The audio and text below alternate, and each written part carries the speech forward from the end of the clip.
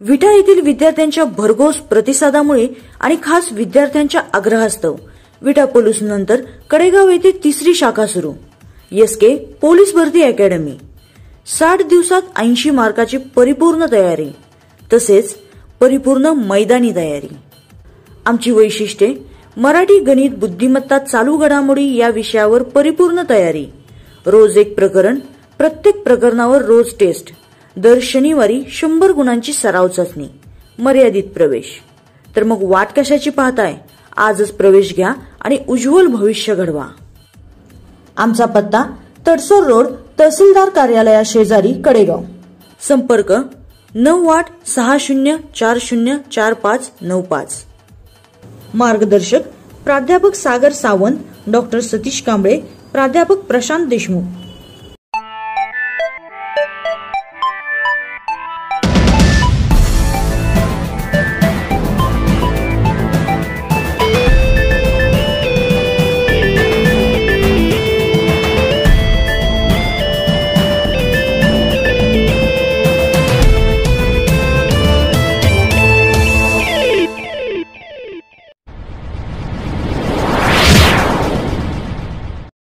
एक आदर्श परिचारिका म्हणून नाव मिळवलेल्या, महिला शेल्टर होम मध्ये चोखपणे कामगिरी बजावलेल्या, औरंगाबाद मध्यवर्ती कारागृहात सामाजिक कार्यकर्ती म्हणून कामगिरी करणाऱ्या, पद्मभूषण वसंतदादा पाटील गव्हर्नमेंट हॉस्पिटल सांगली येथे जनसंपर्क अधिकारी म्हणून कार्यरत असणाऱ्या, तसेच महाराष्ट्र बॉईज संघटना सांगली जिल्ह्याच्या महिला जिल्हा अध्यक्ष म्हणून कारभार सांभाळणाऱ्या माननीय आयेशा दानवाडे यांच्या कार्याला ॲडव्हान्स खबरचा मानाचा मुजरा।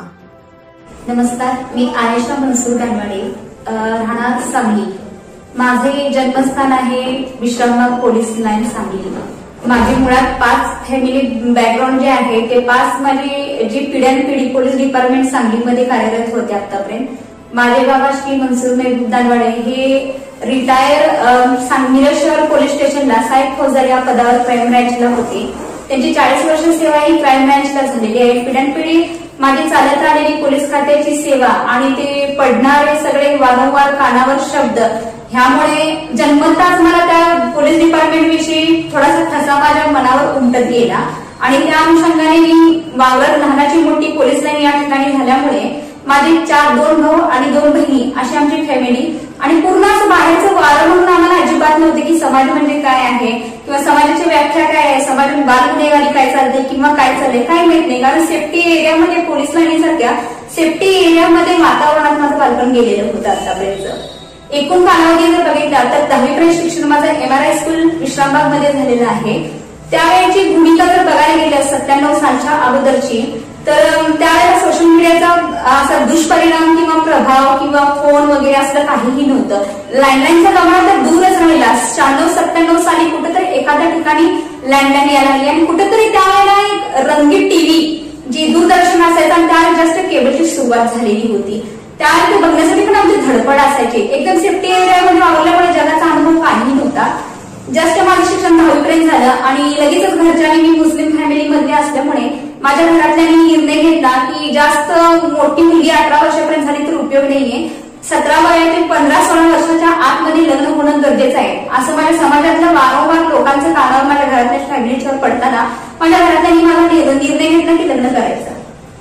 माझं लग्न एका सांगलीतील एका ऑडिटर बँकेतला असलेल्या व्यक्तीशी मला ठरवण्यात आलं। लग्न म्हणजे काय हा प्रवास तर माझ्यासाठी लांबचा होता आणि नवरा कुणाला म्हणतात, लग्न कुणाला म्हणतात आणि त्याची डिफिनेशन काय आहे हे मला त्यावेळेला अजिबात माहितीच नव्हती।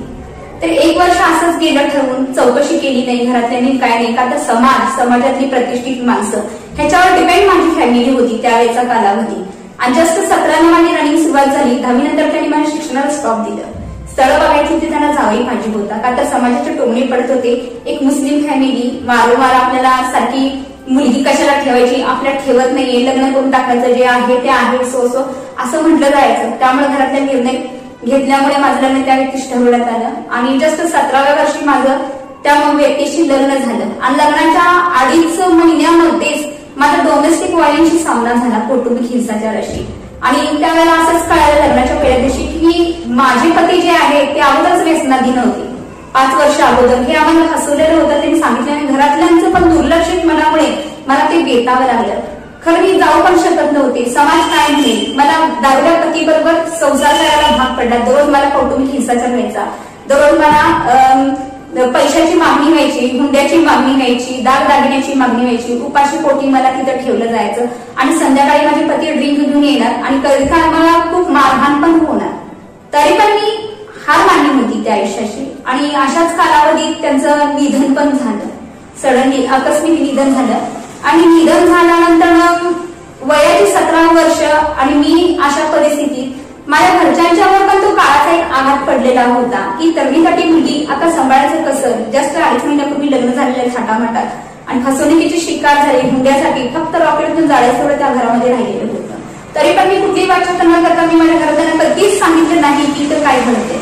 असंच कौटुंबिक हिंसाचार सहन करत गेले. त्या पतीचं पण निधन झालं. तिथून माझ्या आयुष्यातून बालपण सुटून एक आयुष्यात वेगळा टर्न माझा मारला गेला आणि आयुष्यात एक वेगळी दिशा वळवली गेली. तर खूप मानसिक हालाखीमध्ये होते. मला समाजमध्ये काय माहित होते, विधवा काय असते माहित नव्हतं. तर प्रत्येक वेळेला मला समाजाची टोमणी बसायची. त्यामुळे मला माझ्या आईने एवढंच शिकवलं की तुला आता जगायचंय, तुला आता जगायचंय आणि स्वतःच्या पायाशी उभारायचं असं सांगितलं. त्यावेळेला लाईफला पुन्हा माझा एक टर्न, आयुष्यातला एक प्रवास नवीन सुरुवात झाली माझ्या त्यावेळेला. आणि त्यावेळेला पद्मिनी कोल्हापुरी सारखी प्रेम रोगच्या पिक्चर मधली सारखी पद्मिनी कोल्हापुरी सारखी परिस्थिती भलेही तो काळ बदललेला होता. आपण 19-20 शतकाकडे आपण वाटचाल करत होतो 21व्या शतकाकडे. कारण समाज अजून बदललेला नव्हता. ना विधवा म्हणून बघण्याची जी समाजाची प्रथा होती ती बदललेली नव्हती. तरुणीसाठी मुली कशाला ठेवता तुम्ही घरामध्ये, कशाला तिला शिक्षण देता, कुठला तरी वेळ द्या लग्न करून असं ठेवणार आहे. एखादी चांगली साडी घेतली लगेच समाज टोमणी मारायचा, जरा चांगलं काय चप्पल घातलं लगेच समाज टोमणी मारायचा. कुठल्याही रीतिरिवाजामध्ये मला पुढं येऊन दिलं जायचं नाही. माझ्या घरातल्या नियमाप्रथा सगळ्या झुगारल्या. आम्हाला आमची मुलगी ठेवायची, ती मुलगी आमच्यासाठी पहिला पण होती, आज पण होती असं सांगून माझे आजोबा, आई वडील, आजी यांनी मला सपोर्ट दिला. आणि सपोर्ट देत असताना असं ठरलं माझ्या फॅमिलीचं की हिला या काळातून जर बाहेर काढायचं असेल तर हिला शिक्षणाची सुरुवात करणं गरजेचं आहे. आणि हा माझा सर्वस्वी निर्णय होता की मला शिकायचं आणि स्वतःच्या पायावर भरायचं आहे आणि माझ्यासारख्या अबला मुलांची मला मदत करायचं आहे, जेणेकरून माझी बली गेली असं दुसऱ्यांची बली जाऊ नये असं मला प्रत्येक वेळेला वाटत होतं. त्यानुसार मी 2000 डिसेंबरला नर्सिंगला मला घालण्यात आलं. तर त्यावेळी परिस्थिती अशी होती की दारू पिणारा माणूस काय आहे, समाजात छेडछाडीचे प्रकार घडतात किंवा नोकरीच्या ठिकाणी काय होतं, दारू कोण पितं, काय काहीच अशी कल्पना नव्हती. जस्ट माझ्या आयुष्याची सुरुवात झाली नर्सिंगची. त्यावेळेला मला नर्सिंग जाताना तिथे छेडछाडीचा एक प्रकार शेजारी दिसला. त्यावेळी घरातल्यांना विचारले हे काय आहे, तर मला काही सांगितले की तू चांगली मुलगी आहेस. बाबा नको, हे समाजात सुरक्षित नाही. तरी पण माझा शिकण्याचा निर्णय होता की मला परिपूर्ण शिकायचं आहे. तर 2001 साली वापस मी नर्सिंगला ऍडमिशन घेतले. स्टार्टिंगला मी एएनएम केले आणि इतकं परिपूर्ण एएनएम केले की मला समाज काय म्हणताय आणि काय मला याचं काही माहित नव्हतं. घरातल्यांनी माझा आजोबाला, आजीनी, आई वडिलांनी फुल्ल मला सपोर्ट केला. समाज काय म्हणतो त्याच्याकडे दुर्लक्षित केलं आणि 17 वर्षापासून माझा टर्निंग पॉईंट चालू झाला. 1.5 वर्षाचा नर्सिंग कोर्स झाल्यानंतर मी प्रायव्हेट हॉस्पिटलमध्ये नोकरी करायला लागली. आणि त्याला मला असं वाटत होतं की आता माझं जगणं संपलेलं आहे आणि आता काय लोकांच्या वजन उपयोग नाही. आपण नर्सिंग झालं, आपण कमवणं गरजेचं आहे. बाहेर आपल्याला काहीच आता उपयोग नाही. तर मला सगळं जे येईल ते म्हणायचं तुम्ही एवढं हुशार आहात, एवढं सगळं आहे, तुम्ही का नाही शिकत, तुमच्याजवळ स्किल आहे, तुम्ही शिकणं गरजेचं आहे. तर मला वाटायचं की माझ्यासाठी जग संपलेलं नाहीये. तर त्याच वेळेला मी एसएनडीटी युनिव्हर्सिटी मुंबईला मी ऍडमिशन घेतलं महिला युनिव्हर्सिटीमध्ये आणि पार्ट टाइम मी जॉब करत करत मी माझं एज्युकेशन BA पर्यंत मी कम्प्लीट केलंय. हे कम्प्लीट करत असताना सुद्धा समाजाची टोमणी पडायला लागली. कधी कधी हे जग काय आहे याची पण डिफिनेशन मला काय कळणं झाली. मी हे कार्य करत असताना मला काही लोक अशी म्हणायची की तू कशाला नर्स झालीस, नर्स तर चांगली नसतात आणि दुसरी गोष्ट तुझ्या घरात तू मुस्लिम आहेस, तुझ्या घरात 10 कुत्री जगतात तू नोकरी का करतेस. मी त्यांना एवढंच म्हणायची की हाती चालताना चित्र बुजते, मला त्याच्याशी काही देणं घेणं नाहीये. तर मी माझ्या आयुष्याचा प्रवास परत मी माझ्या शिक्षणाला सुरुवात केली आणि एसएनडीटी युनिव्हर्सिटी मुंबईमधून मी BA कम्प्लीट केली. आणि BA ह्याच्यासाठी कम्प्लीट केली की मला एक कर्तव्यदक्ष काहीतरी अधिकारी व्हायचं होतं. माझे स्वप्न काहीतरी उराशी मी बाळगलेली होती की समाजात मी एक अशी बली गेली, कमीत कमी दुसऱ्या स्त्रियांनी तरी बली जाऊ नये आणि आपल्याला काहीतरी समाजासाठी करणं गरजेचं आहे. आपली सामाजिक एक बांधिलकी आहे, आपल्याला जपणं गरजेचं आहे. आणि आपल्यासाठी कोणती महिला बरी जाता कामा नये तिच्या मतीला आपण पडणं गरजेचं आहे असं मला वाटायला लागलं. BA कम्प्लीट झाल्यावर मी पार्ट टाइम जॉब करत रात्रभर दिवसभर जागा ड्युट्या करत नर्सच्या मी माझं शिक्षण स्वतःच्या बेसिसवर केलं आणि त्यावेळेस पण मी जग काय म्हणताय आणि काय नर्स काय याचा विचार केला नाही, कारण मला फक्त एक सामाजिक कार्य करायचं होतं, एक पुण्याचं काम करायचं होतं जे घरात बसून आपण पुण्य कमवता येत नाहीये. बाहेर तिथे गेले की अनेक रुग्णांचा आपण प्राण वाचवू शकतो. त्याची संकल्पना परिचारिकेबद्दल नर्सची जी बघण्याचा दृष्टिकोन होता तो पूर्ण टोटली मी बदलून काढला आणि त्यावेळेस समाजापुढे आयडियल नर्स या नावाने मी पुढे आली. आज समाज नर्स मधून जरी ओळखत असला तरी माझे डिफिनेशन वेगळे आहे, कारण माझा आयुष्याचा प्रवास इथंच थांबलेला नव्हता, तो पुढे चालू होता. BA कम्प्लीट केल्यावर मी MSW केलं. MSW केल्यावर गुन्हेगार आणि मानसशास्त्र ही पदवी मिळवली आणि त्याच्यानंतर सायबर लॉ केलं मी आणि ते करत असतानाच मला महाराष्ट्रातली पहिली भरती होती जी सेंट्रल जेलच्या आतमध्ये 4 सोशल वर्कर तैनात होते, जी MSW ची पहिली पोस्ट महाराष्ट्र सरकारने गृह विभागाने चालू होता. त्यामध्ये मेरिटमध्ये मी 6वा नंबर आले आणि मला औरंगाबाद सेंट्रल जेलला काम करायला मला मिळालं टाटाच्या प्रोजेक्टमध्ये. तर सेंट्रल जेलला माझी परत एकदा सुरुवात झाली. त्याच्यामध्ये हे करत असतानाच मी स्टार्टला जेलच्या अगोदर एका ठिकाणी अशा पॉइंटवर वळणारून पोहोचले की जिथं महिला म्हणजे काय आहे आणि समाज म्हणजे काय आहे, आपल्या कुटुंबाच्या विषयी जी ओढ असती ती काय असते मला तिथं जाऊन जाणवलं. पुण्याच्या एक महिला शेल्टर होम मध्ये मी ब्लॉक प्लेसमेंट ट्रेनिंगसाठी पोहोचले आणि ट्रेनिंग मी ह्यासाठी केलं की मला बघायचं होतं की बाबा काय आहे समाज. तिथे गेल्यावर मला असं कळालं की लग्न तर होतं त्या मुलगीचं आणि मुलगी गरोदर राहिली की शेवटी तो पती म्हणतो मला सांभाळायला होत नाहीये. त्यावेळेला महिलेसमोर प्रश्न की मला माहेर झालं पाहिजे.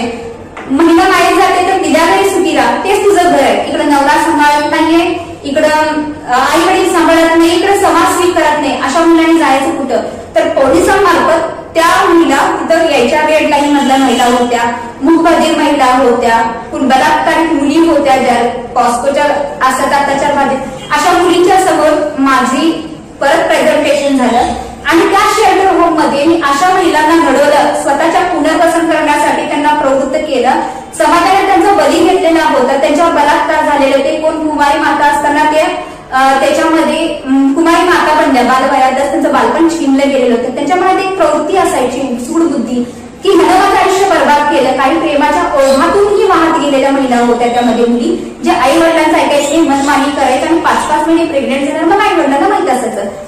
असल्या सोसायटी बरोबर मी तिथं काम करत असताना तो समाज म्हणजे काय त्याची बघून घेतली मी पहिला आणि अशा महिलांना सुधारण्यामध्ये मला यश आलं. मी त्यांच्यासाठी दररोज लॉचे कायदे चालू करायचे, स्वतःचं आत्मसंरक्षण कसं करायचं, सरकारने आपल्याला कायदा कसा निर्माण केलेला आहे, त्याचं मूलभूत अधिकार आपल्याला कसा आहे, पोलीस स्टेशनमध्ये कंप्लेंट कशी नोंदवायची, आवाज कसा उठवायचा आणि डाक कुठं मागवायची, रस्त्यानं आपण एखाद्या ठिकाणी अनोळखी ठिकाणी चाललेला आहोत, आपल्या आत्मसंरक्षणासाठी आपल्याला काय असायला पाहिजे आपल्या पर्समध्ये, निर्भया पथक कसं काम करतं, 100 नंबर पोलिसांचा मदत कक्ष कसं आपल्यासाठी काम करतं, ह्या सगळ्या गोष्टींचं शिक्षण मी त्या मुलींना दिलं. ज्या मुली मतिमंद होत्या, कधीच बोलत नव्हत्या, काही नव्हत्या, अशा महिला बोलायला लागल्या. अशा महिला तिथं शिवण क्लासचा पुनर्वसनासाठी जे कोर्स आहे त्याचा लाभ घ्यायला लागला आणि त्यांच्यात पुनर्वसन मिळायला लागलं. मेन म्हणजे आई वडिलांना न ऐकणाऱ्या मुली, ह्या सुद्धा मुली सुधारण्यात तिथं मला यश आलं. त्यानंतर मला औरंगाबाद सेंट्रल जेलमध्ये काम करण्याची सामाजिक कार्यकर्ती म्हणून मला नोकरीची संधी मिळाली. तिथे गेल्यानंतर एक वेगळाच प्रवास लाईफनं टर्न मारला. येणारी व्यक्ती ही गुन्हेगार असते आणि ती गुन्हेगार असते असं समाजाचा एक भ्रम आहे. खरं म्हणजे समाजने गुन्हेगार त्यांना बनवलेला असतं. जन्मताच कुठलाही माणूस गुन्हेगार नसतो. त्यांच्याकडे बघण्याची त्यावेळेची डिफिनेशन जर बघितली 2017ची तर खूप वेगळी होती. तिथं जाऊन मी समाजाचा पूर्ण दृष्टिकोन बदलला. लोक कारागृहात कुठलाही कोर्स किंवा काही भेटी द्यायला सुद्धा बाहेरची फॅकल्टी घाबरायची. तर अशाला मी रिक्वेस्ट करायची, तेही माणूस आहेत, त्यांना पण नातीगोती आहे, त्यांनी एक केलंय एकदा क्राईम, ते पुन्हा नाही करणार, तुमच्या जीवाला काही धोका नाहीये, ते मायाळू आहेत, चांगले या, त्यांच्यासाठी काहीतरी करा, असं मी रिक्वेस्ट करून आणल्यानंतर आत आणल्यावर मग बघितल्यावर आरोपींच्या बंदीच्याकडे त्याचा दृष्टिकोन बदलला. तिथे असताना मी अशा वंचित घटकांसाठी मी काम केलं जे कारण नसताना गुन्ह्यात अडकलेले आहेत, फसवणुकीचे शिकार झालेले आहेत आणि बाबा त्यांना काहीही नाहीये आणि त्याच्या बाजूने लढणारे पण नाही. खूप वर्ष झाले ते आतमध्ये सडत पडलेले आहेत, ज्यांचा आवाज बाहेरपर्यंत पण जात नाहीये ना, त्यांचे नातेवाईक त्यांना फॅमिली स्वीकार करत नाहीये. अशा फॅमिलीचा मी तिथं जाऊन शोध घेऊन, गृहभेटी करून, नातेवाईकांना रिक्वेस्ट करून त्या गावात त्या नातेवाईकांना ती महिला सुटल्यावर त्यांना स्वीकारण्यास भाग पडलं. काही महिला सुटत तरी होत्या, तर नातेवाईक स्वीकारत नव्हते. अशा वेळेला प्रश्न फार बिकट निर्माण झालेला होता की बाबा महिला तर बाहेर सुटायला लागले, खरं समाज कोण? समाज म्हणजे काय? मी त्या महिलांना एकच सांगायची की तुम्ही येताना दाराच्या आतमध्ये पर्यंत तुमचा समाज आहे, बाहेर गेला तर पूर्ण रस्ते ओपन आहेत. तुम्हाला ते शिकणं गरजेचं आहे, तुम्हाला ते सुधारणं गरजेचं आहे. आज तुम्ही शिकला सुधारला तर उद्या जाऊन तुम्ही सलाख्याच्या बाहेर, एक कस्टडीच्या बाहेर, जेलच्या दाराच्या बाहेर तुम्ही तुमच्या फॅमिलीला, मुलांना सांभाळू शकाल. जे झालं ते झालं, खरे इथनं पुढे तुमचं पुनर्वसन होणं गरजेचं आहे, तुमच्यात एक गट असणं गरजेचं आहे. माझं मूल शेवटीला म्हणायला पाहिजे की माझी आई आदर्श आहे माझ्यासाठी. जे झालं ते सोडा, मुलांच्यासाठी एक भवितव्य, एक चांगला आधार बना, स्वतःच्या पायावर उभा राहा. माझी वाटचाल अशी झाली, मी सुटलेल्या महिलांना निराधार शेल्टर होम मध्ये काही दाखल केलं, काहींना पुनर्वसनासाठी काम मिळवून दिलं. आज औरंगाबादमध्ये महिला सुटणाऱ्या आज नोकरी करत आहेत, स्वतःच्या पायावर उभारत आहे. रेड लाईन मधल्या महिला खूप वाया गेलेल्या अशा महिलांनाही मला सुधारण्यामध्ये तिथं यश आले. काही महिला आतमध्ये असतात आणि त्यांचा नातेवाईकाशी संपर्क असतो, मुलं कुठं आहेत माहित नाही, 13-13 वर्ष आतमध्ये असतात. अशा महिलांच्या नातेवाईकांचा शोध घेऊन मी बाबा त्यांची मुलं सुद्धा मी त्यांना भेटीला 13-13 वर्षानंतर गळाभेट नावाचा जो प्रकार असतो कारागृहात, ते सुद्धा मला घडवण्यात यश आलेलं आहे. आणि या कामी मला तिथेही काही वरिष्ठ तुरुंग अधिकारी होते, ज्यांना मी गुरु बोलते माझा काय, त्या गुरूंनी माझ्या महिला जेलर, माझ्या कलिग ज्या होत्या त्या लोकांनी मला त्या कामी खूप मदत केली.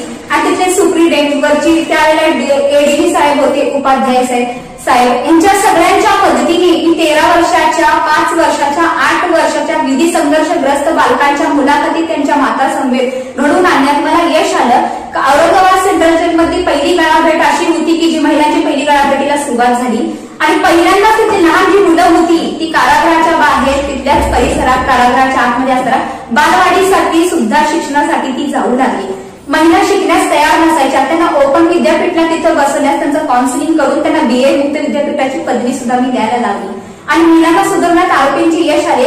अशापैकी 100-150 केसेस होत्या, त्यामधल्या मला 140-130 केसेस सोडवण्यामध्ये मला यश आलं. ज्या महिला स्वतःच्या पायावर आहेत, आज समाजाने त्यांना स्वीकारलेला आहे, त्यांच्या पतीने त्यांना स्वीकारलेलं आहे, मुलांनी स्वीकारलेलं आहे. प्रत्येकाला असं व्हायचं, आतमध्ये महिला आई असली, तिच्यातून गुन्हा घडलेला नव्हे, ती गुन्ह्यात अडकली की त्याचा फायदा त्यांचा समाज, त्यांची लोक घ्यायची, त्यांच्या प्रॉपर्टीचे अधिकार म्हणून लावायचे आणि मुलांना त्यांच्या विरोधात शिकवलं जायचं की तुझी आई अशी आहे, तुझी आई तशी. मग मालकाचा त्याच्याकडे बघण्याचा दृष्टिकोन मातेकडे खूप हिणस असायचा. तो काउन्सिलिंग आफ्टर मला समाजाला बदलावा लागला. समाजाचा दृष्टिकोन बदलल्यावर आज गुन्हेगाराकडे बघण्याचा एक सकारात्मक दृष्टिकोन समाजाचा झालेला आहे. पुनर्वसनाचे अधिकार त्यांना प्राप्त झालेले आहेत आणि बाहेर त्यांच्या जामिनाच्या तरतुदी, केस ऑफ फॉलो ह्यातून महिला सुटण्यास म्हणजे भरपूर प्रमाण वाढलेलं होतं. तसेच कारागृहाची मूलभूत जी सुविधा भेटते त्यांना, त्या सुविधेचा पण त्यांना फायदा झाला. त्यामध्ये सुविधा म्हणजे पुनर्वसन करण्याचे जे माध्यम आहेत त्यांच्यासाठी वेगवेगळे कोर्सेस, शैक्षणिक काही. तर अशा वेळेला ह्या कारागृहात चालणाऱ्या उपक्रमाचा फायदा घेऊन ती महिला उद्या वंचित म्हणून जाऊ शकत नाही, की बाहेर गेल्यावर स्वतःच्या पायावर उभारून पुनर्वसन करून आपल्या मुलांना जगण्याचं ध्येय त्या बाईच्यात येतं आणि तेवढं सामर्थ्य त्या बाईच्यात एक आई म्हणून सांभाळण्याचा एक गट तयार होतं. एवढं चांगलं कार्य मला कारागृहामध्ये तिथे करायला भेटलेलं आहे. वेगवेगळ्या माध्यमातून महिलांच्या आरोग्याच्या चाचणी, वेगवेगळे शिबिर, कायदेविषय, कायदा म्हणजे काय आहे, आपल्यासाठी काय बोलतो, सरकारी वकिलाची भूमिका काय आहे आणि तो आपल्याला कसं त्याची सुविधा मिळू शकते, या सगळ्या सोयी मी औरंगाबाद सेंट्रल जेलमध्ये असताना महिलांसाठी हे काम केलेलं आहे. 13-18 अशा वर्षाच्या मुलाखती घडवून आणलेल्या आहेत. नातेवाईकांना माहित नसायचं की आपलं माणूस जिवंत आहे का मेलेला आहे ना, आतल्या बाईला माहित असं काय नाही. खरे एक सामाजिक कार्यकर्ती म्हणून मी काम करत असताना अशा सगळ्या लोकांशी मिळून त्यांच्या मुलाखती करून त्यांनी कारागृहाच्या माध्यमातून मुलाखत कक्षेमध्ये मुलाखती करून देणे, त्यांना भेटवणे, त्यावेळेला ती आत्मीयता, ती ओढ, आपुलकी एक वेगळी असायची. आणि ज्या वेळेला गळाभेट नावाचा हा प्रकार नव्हता, आई मुलाला बघण्यासाठी तडपायची आणि मुल आपल्या आईला बघण्यासाठी तडपायचं, तर त्यावेळेला एडीजी साहेब उपाध्याय म्हणून होते. उपाध्याय साहेबांनी वरती रिक्वेस्ट करताना त्यांनी गळाभेटीला परवानगी दिली आणि त्याच माध्यमातून केलेल्या प्रयत्नातून पहिल्यांदा उपाध्याय साहेबांच्या मदतीतून मी गळाभेट ही महिन्यातून 2दा महिलांसाठी आपल्या पाल्यांना घेऊन बसायचं, 16 वर्षातील आतील मुलांना भेट दिली जाते. महिन्यातून 2दा तिथे सुरुवात झाली आणि असे धडे घेत असताना समाजाचा पूर्ण मी दृष्टिकोन बदलला. त्यांच्यासाठी वेगवेगळे आरोग्यविषयक उपक्रम राबवले, कायदेविषयक उपक्रम राबवले, त्यांच्यासाठी सिव्हिल क्लास ब्युटी पार्लरसाठी प्रशिक्षण राबवले, जेणेकरून महिला तिथे सक्षम होण्यास सुरुवात झाली तिथे. हा झाला माझा गुन्हेगारी क्षेत्रामधला एक अभ्यास, तो पाडा. आणि तो करत असताना मी एवढंच सांगणार सगळ्यांना की लाचारीसारखं फिरू नका, स्वतःच्या काहीतरी गट तयार करा आणि स्वतःने काहीतरी करणं गरजेचं आहे, जेणेकरून आपल्याला कोणी म्हणू नये की स्त्री आहे ही लाचार आहे, तू हे करायचं नाही, तू करायचं नाही. स्त्री लाचार नाहीये ना, ती अबला नाहीये, ती एक सबला आहे.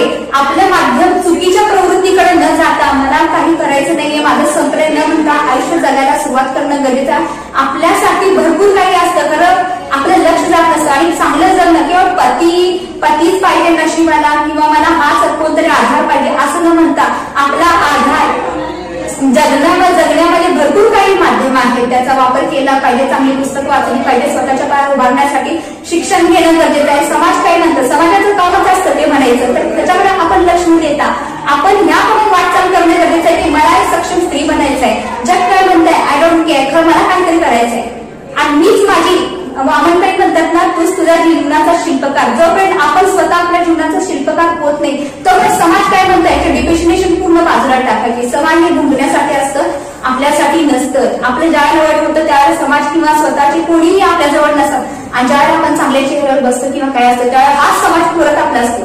तर काय असतं समाजाचं, तुम्ही समाजामध्ये काही थोडीकीच लोक गोळा करा जे वेळेला तुमच्या उपयोगी पडतील, त्यामुळे तुम्हाला त्रास पण होणार नाही. आताच्या तरुण पिढीला माझा एकच संदेश आहे की प्रेम प्रकरण किंवा ह्या कुठल्या तरी अट्रॅक्शनच्या नादी न लागता तुम्ही तुमचं कोवळं वय जे आहे ते एमपीएससी यूपीएससी राज्यसेवा महाराष्ट्र आयोगाच्या परीक्षा देण्यामध्ये घालवा, स्वतःला सक्षम करण्यामध्ये घालवा, जेणेकरून तुमचा फायदा दुसरीकडे कोण घेणार नाही. हे वय तुमचं घडण्याचं आहे, तुम्हाला काहीतरी करण्याचं आहे, जेणेकरून सोशल मीडिया हे आपल्याला उपयोगच नाही. एकदा तुम्ही कष्ट करता तर जीवनभर आराम करशील, तर आताच तुम्ही वाम मार्गाला लागला की आयुष्यभर पछताव्यासारखं काहीही राहणार नाही. त्यामुळे चांगल्या गोष्टी अवगत करा. एक स्त्री म्हणून जगताना स्वतःच्यात एक सामर्थ्य तयार करा. नोकरीच्या ठिकाणी असू दे नाही तर घरात असू दे किंवा ज्या तुमच्यावर अत्याचार होतो त्यावेळेला तुम्ही आवाज उठवण्यास समर्थ होशील. असं नाही की तुमचा आवाज कोणी ऐकणार नाहीये. तुम्हाला कायदा दिलेला आहे सरकारने, पोलीस स्टेशन दिलेलं आहे, वरती निर्भया पथक आहेत, महिला काउन्सिलिंग सेंटर आहे आणि या व्यतिरिक्त सांगायला गेलं तर मी सोशल मीडिया आहे. तुमचा आवाज ऐकण्यास अनेक लोक आहेत, फक्त आपण तिथपर्यंत पोहोचणं गरजेचं आहे. आणि कायदा हा स्त्रियांच्या बाजूने आहे. ज्यावेळेला तुम्हाला वाटतं की अत्याचार घडायला लागलाय त्यावेळेला तुम्ही कायद्याची मदत घ्या. कायदा हा महिलांसाठी बनवलेला आहे, फक्त कायद्याचा दुरुपयोग तेवढा करू नका. आणि काळाच्या ओघामध्ये महिलांना अनेक सांगायचं मला गोष्ट इच्छिते की नवरा बायकोचं रिलेशन हे खूप चांगलं असेल तर त्यामध्ये छोट्या छोट्या गोष्टींवर वादावाद होतात. तो वादावाद इतरत्र माहेरपर्यंत जाऊन तुम्ही संसाराची दुरावस्था करून घेऊ नका. जीवनात संधी जगण्याची फक्त एकदाच भेटत असते, ती पण चांगली. काळाच्या ओघात आपण रागाच्या भरात जो निर्णय घेतो तो चुकीचा असतो. डोकं शांत करून कुठलाही निर्णय घेण्याची गरज आहे. आज माझ्या आयुष्यात एवढे ठोकाठोक आले, एवढी सावित्रीबाई फुलेंसाठी मी शिकताना, एवढं विधवा पण काढताना मला अनेक समाजाचे टोमणे पडले. खरं मी समाजाला घाबरली नाही का, तिथं माझी फॅमिली माझ्या पाठीशी होती. फॅमिली जरी नसती तर मी तरीही महिलांना मी सक्षम केलेलं आहे आजपर्यंत. आणि महिलांना एवढं सांगू इच्छिते की तुम्ही अबला नाहीये, तुम्ही सबला आहात. तुम्हाला जगण्याचा अधिकार आहे, स्वतःच्या पायावर उभारण्याचा अधिकार आहे. भले तुम्ही शिकलेला नसणार तर तुम्हाला कुठला तरी तुमची अंगात कला असली तर त्याला कौशल्य विकास अंतर्गत योजना आहे जिल्हा उद्योग केंद्राला, तिथं जाऊन 7वी-8वी शिक्षण जरी असेल तर तुम्हाला व्यवसाय करण्यासाठी सरकार तुम्हाला मदत करत असते. त्या योजनेचा तुम्ही लाभ घेऊ शकता. जर एखाद्याला वडील नसेल आणि आई गरीब असून तिची परिस्थिती नसेल तर कलेक्टर ऑफिसमध्ये महिला बाल विकास केंद्रामध्ये तुम्हाला बाल संगोपन नावाची योजना आहे, ती तुमच्या पाल्यांना 18 वर्षापर्यंत त्याची मदत मिळू शकते शिक्षणासाठी.